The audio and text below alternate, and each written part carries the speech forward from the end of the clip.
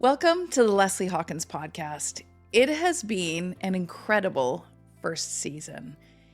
To all of the listeners, the people listening on all the different platforms, to watching on YouTube, an immense gratitude for you for taking time out of your incredibly busy days and lives to spend time here, hearing all of the stories that we've shared with you here in season 1.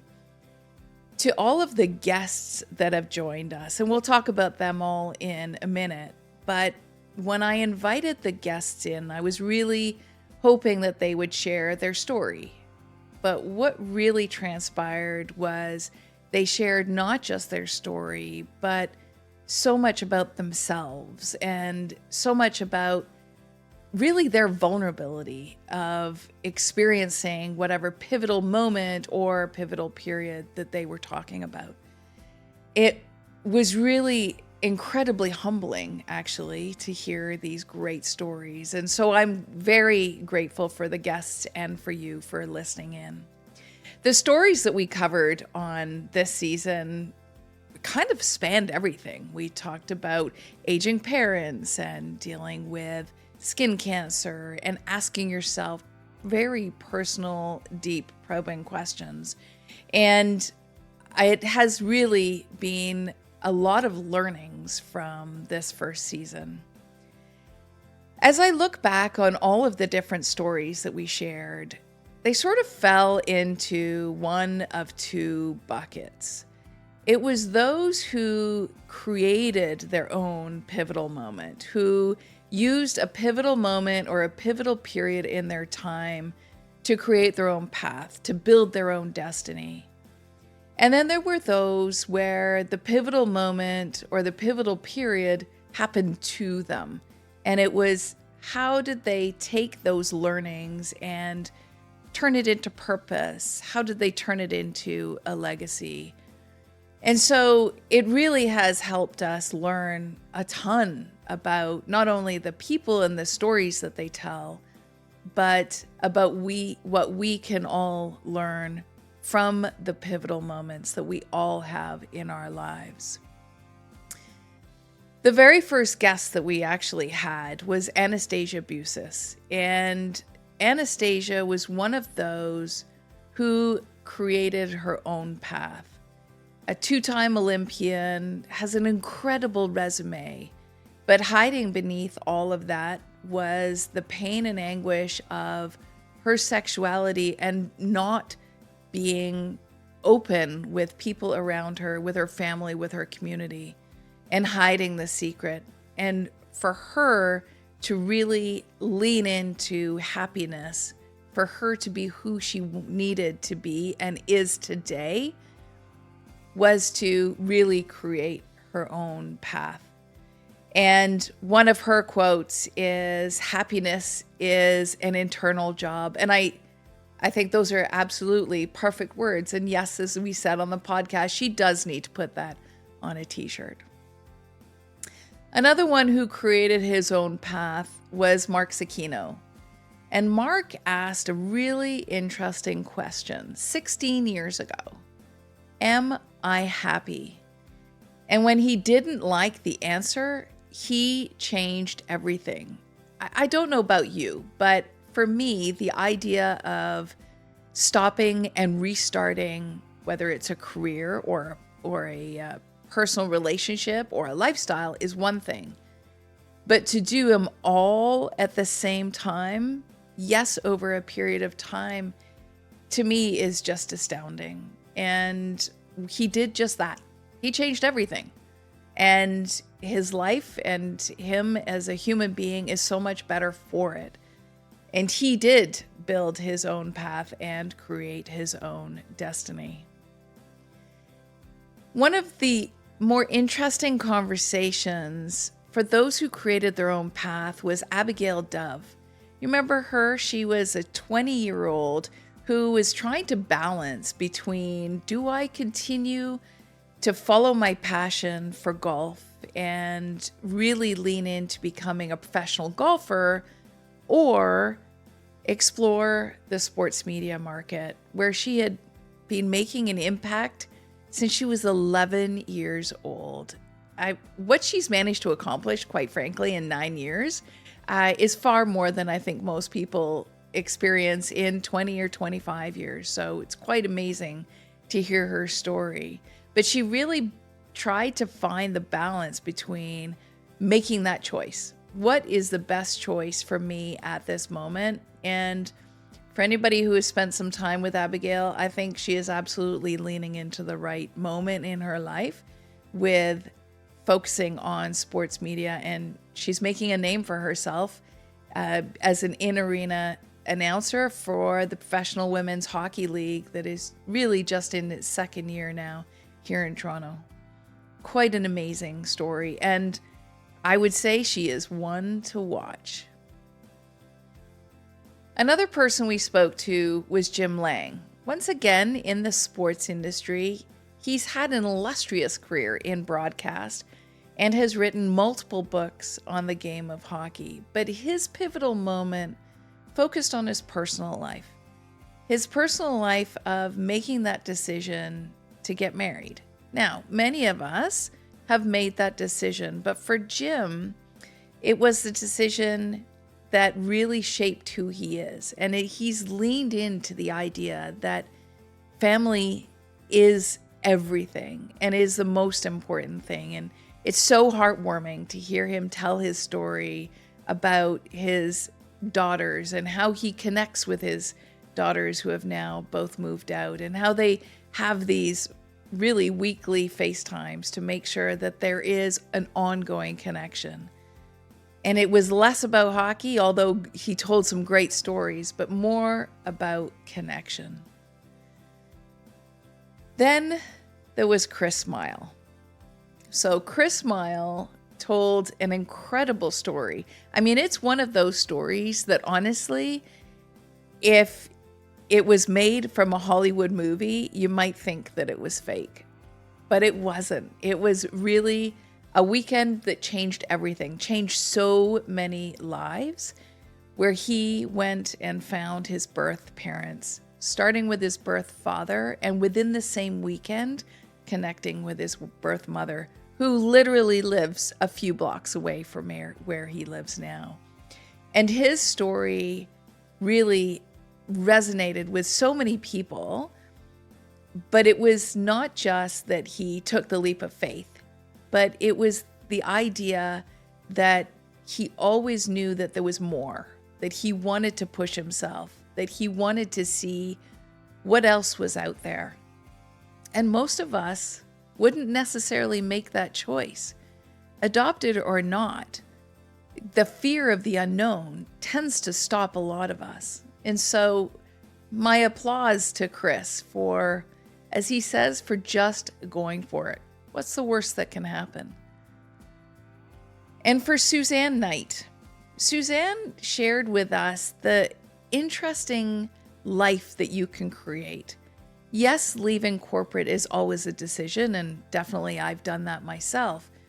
But it's how you find the balance in building a business where it allows you, yes, to run your own schedule and not necessarily reporting to anybody else but yourself, but finding the balance between wanting to be at home with the family, spending time with the children and your husband, and then also striving for more, traveling the world, building a global business. It's not easy. And yet, she did share a lot of words of wisdom of how not only she's done it, but for those that are following in her footsteps. It was an amazing story. Now, for those who chose to pursue their own pivotal moment or create their own pivotal period, that's certainly one way of approaching it. But life, as you know, doesn't always work the way we had planned. And there were many stories from people where a pivot happened to them, not necessarily by choice, and I would say in many cases not by choice at all. But it's what they did with those pivots that really has become their story, and certainly the story they shared with us. Starting with Jeff Tate. So Jeff Tate started his own business, and then, unfortunately, through no fault of his own, the business fell to pieces, and it was really unfortunate circumstances. But he is absolute living proof that you can rebuild. He's an entrepreneur at heart, and he's very creative, a great marketer. But he has now, from nothing, from being in debt and really down in the depths of depression and anxiety, has created a multi-million-dollar business that is a legacy. It's triple bogey, and he's making a difference, not only in his family's life, but he is creating a brand that will live on long past him.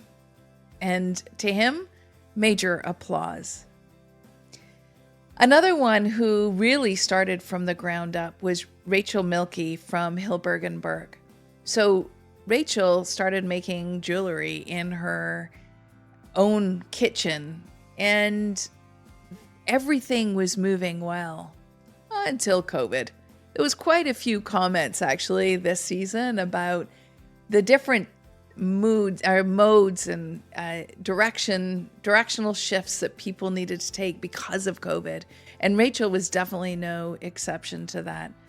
It was now everything shutting down. What do I do with this business? She had built the business by herself into a multi-million-dollar business. She'd been on Dragon's Den. But now what? And most people were closing stores. And Rachel, she is built on purpose, and she has built her business on her values and is definitely purpose-driven. And so for her, it was, I'm not going to do the same as everyone else. I'm going to take this pivot that is COVID, and I'm going to double down. She's doubled down on her business. It is thriving, and she and her whole family are thriving as a result. And she is definitely leaving a legacy and making an impression in the jewelry business. Jocelyn Pepe told an incredible story. She turned to athletics when she was really trying to manage through a tough divorce. And those athletics became her pivotal moment, not in the way that she had planned, unfortunately. And a horrific bike accident led to a traumatic brain injury. She could have just sat down and felt sorry for herself and just managed what she could. But she's turned that pivotal moment into an absolute purpose. She's doing tons of research on the impact of brain injuries and resetting her nervous system. And she's now authored a book called Claim Your Brain. To Jocelyn, anybody who wants to listen to an incredible story, she really does tell a great story about finding the positive, finding the purpose from a pivot. One of my dearest friends is Lori Kane. She is a Hall of Famer in the golf world. She also is a recipient of the Order of Canada. And she really has created a legacy for herself. Yes, she's had an incredible amateur career, an amazing professional golf career. But more than that, that one pivot, that one choice that Lori made, which was that she was going to stand up for what was right.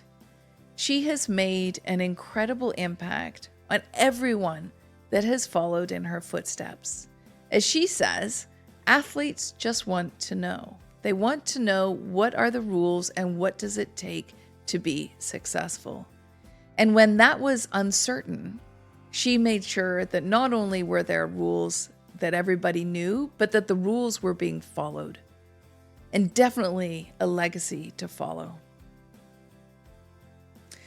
Lisa Denicola told a story about her personal life and professional life kind of imploding at the same time.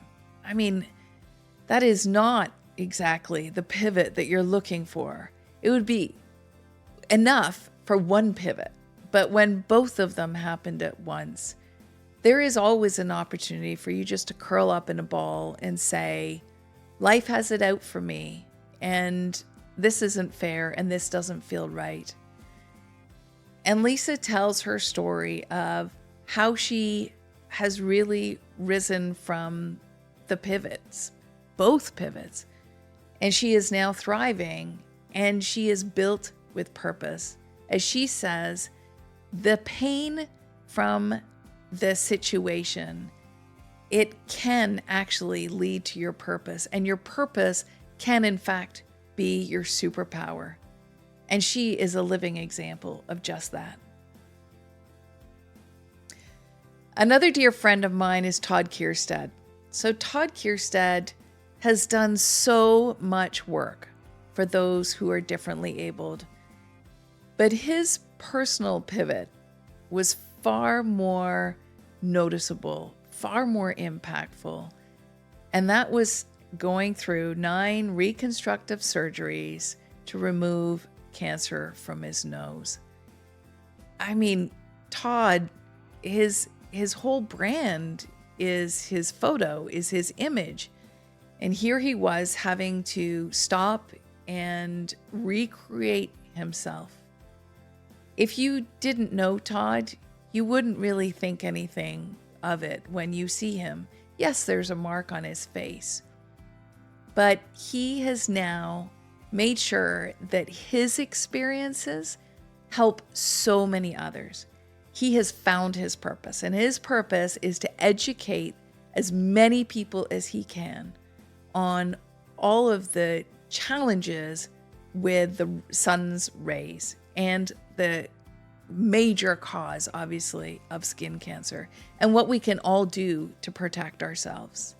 He has absolutely leaned into his purpose, and his pivotal moment, it could have been literally the end of him, and he's done the opposite. He's made sure that he's found the positive, and he lives every day in the moment. Last but certainly not least was Beth Robertson.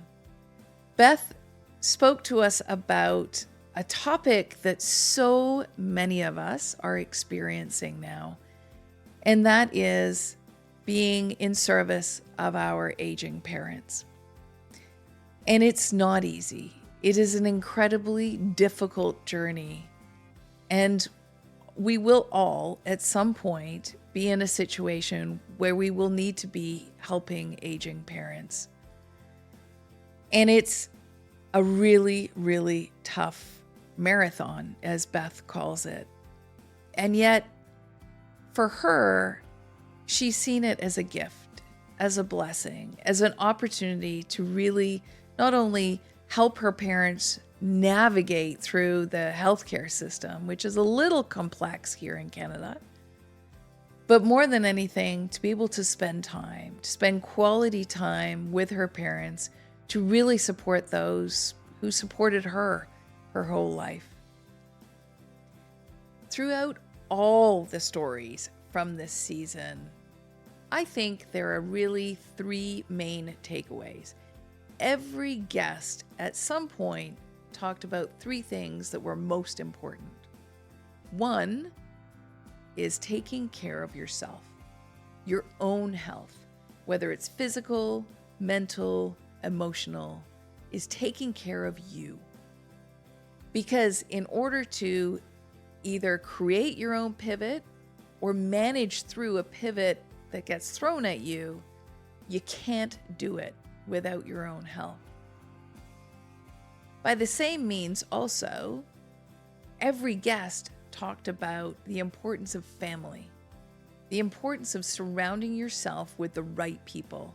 Family and friends are those that we turn to when life doesn't necessarily go the way we want it to, or when you decide to create your own pivot and your own change.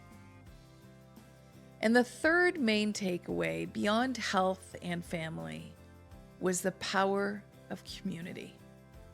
That we can get through so much. We can get through every kind of pivot that the world and life throws at you. And you can do it with the help of family and with community. And so as we close out 2025, now is the time for you to really lean into your health, spend time with your family, and definitely surround yourself with that community, all of which is so important. It's important at any time of year, but definitely at this time of year, it's when we should be starting to pause. Yes, looking back on the prior year, but before the craziness of New Year, before the craziness of all these resolutions and these things, all these things that you're going to do differently, now is a moment to pause and to make sure that you spend the time taking care of you. You spend the time with your family and your friends and leaning into your community. So to 2025, I say thank you. It has been an incredible year. And I look forward to all of you joining me right here as we start season 2 in early 2026. And there'll be so many more stories that we get to share where we're talking about pivotal moments and pivotal times in people's lives and how they've managed to navigate. So to all of you, thank you. An immense gratitude for joining. Enjoy the holidays. I hope you get some time to relax, and I look forward to seeing you in 2026.